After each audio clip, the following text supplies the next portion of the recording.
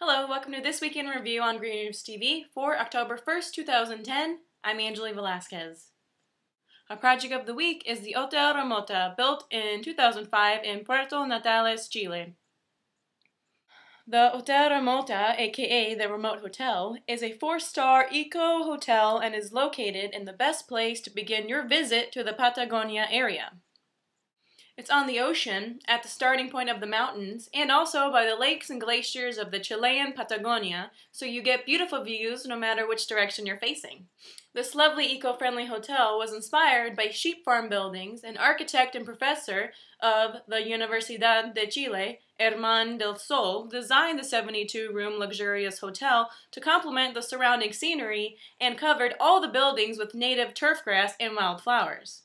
According to Del Sol and Architecture Week, saving energy was an important consideration in Hotel Remota's design. The orientation to the sun ensures passive solar energy absorption, and the yellow shaded electric lights are of low wattage. The bathroom and laundry system boast low consumption water fittings.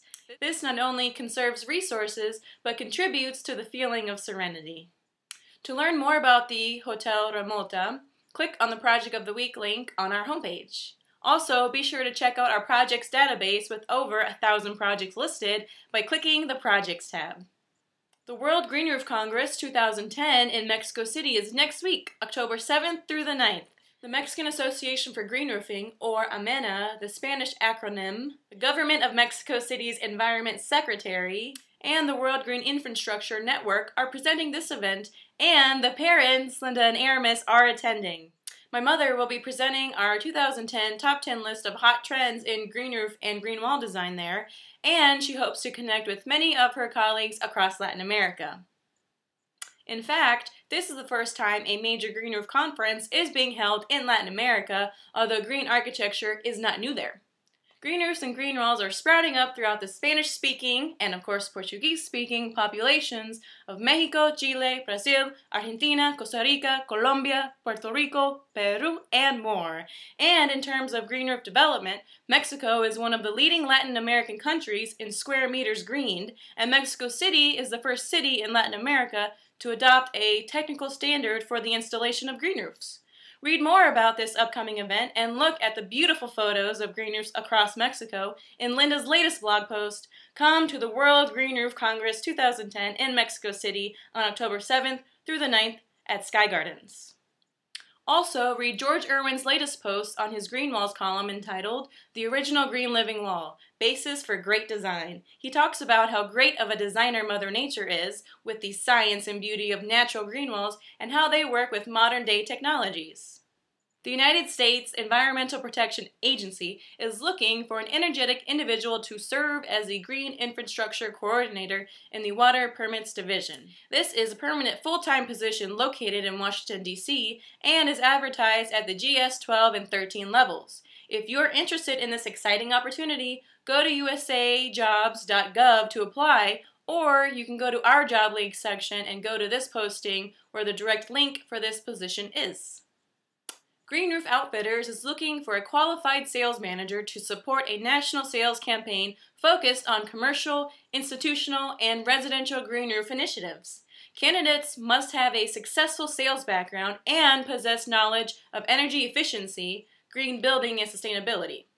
If you believe you're right for this job, then email your resume and cover letter to info@greenroofoutfitters.com.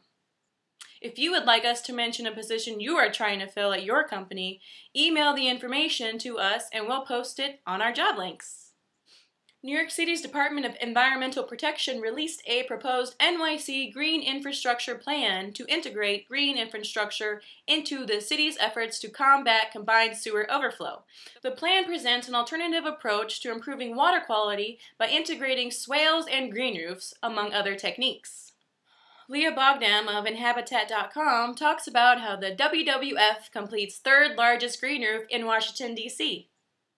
Not to be confused with the World Wrestling Federation, the green roof on top of the World Wildlife Fund, that WWF, headquarters in Washington, D.C. is the third largest in our nation's capital.